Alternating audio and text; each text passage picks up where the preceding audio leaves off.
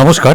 বর্তমানে কিন্তু অন্নপূর্ণা যোজনার সম্পূর্ণ স্ট্যাটাস দেখা যাচ্ছে এবং এই স্ট্যাটাসে 3 ধরনের স্ট্যাটাস দেখা যাচ্ছে।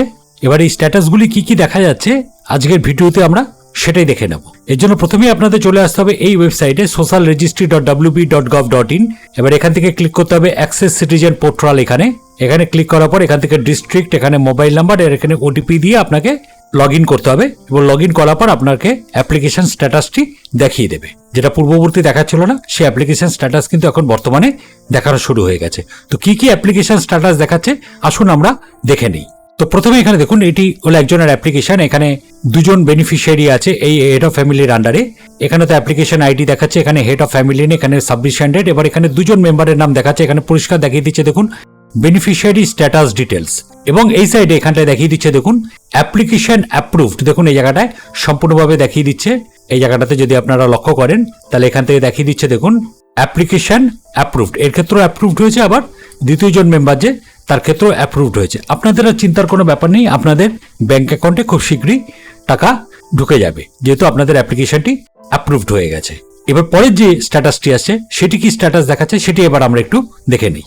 এবার এখানে দেখুন আরেকজনের এখানে অ্যাপ্লিকেশন স্ট্যাটাসটি দেখাচ্ছে, এখানে অ্যাপ্লিকেশন আন্ডার প্রসেস। দেখুন এখানে দেখাচ্ছে অ্যাপ্লিকেশন আন্ডার, এরও দুজন বেনিফিশিয়ারি আছে।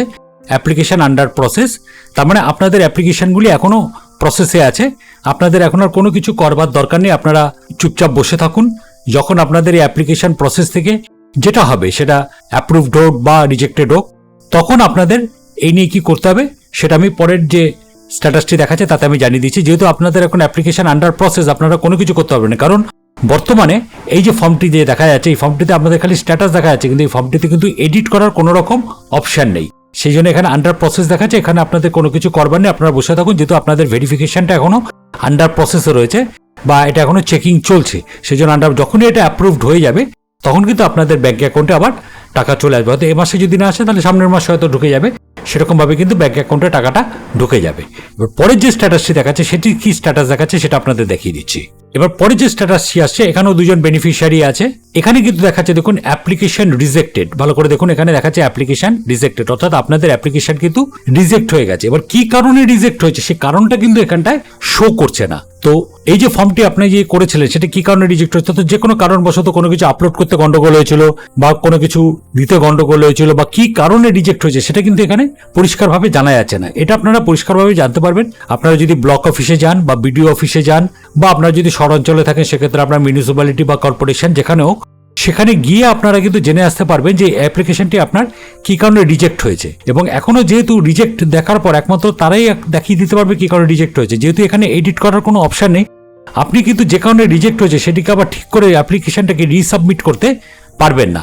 একমাত্র ওখানে গিয়ে আপনারা জানতে পারবেন যে আপনার অ্যাপ্লিকেশনটি কি কারণে রিজেক্ট হয়েছে।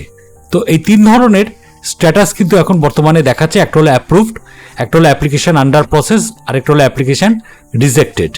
এই 3 ধরনের স্ট্যাটাস কিন্তু এখন বর্তমানে শো করছে। তো আশা করি ভিডিওটি আপনাদের প্রত্যেকেরই কাজে লাগবে। তাই জন্য একটি অনুরোধ, চ্যানেলে যদি নতুন হয়ে থাকেন তাহলে অবশ্যই চ্যানেলটিকে সাবস্ক্রাইব করে দেবেন, আর ভিডিওটিতে অবশ্যই একটা লাইক আর কমেন্ট করে দেবেন। ধন্যবাদ।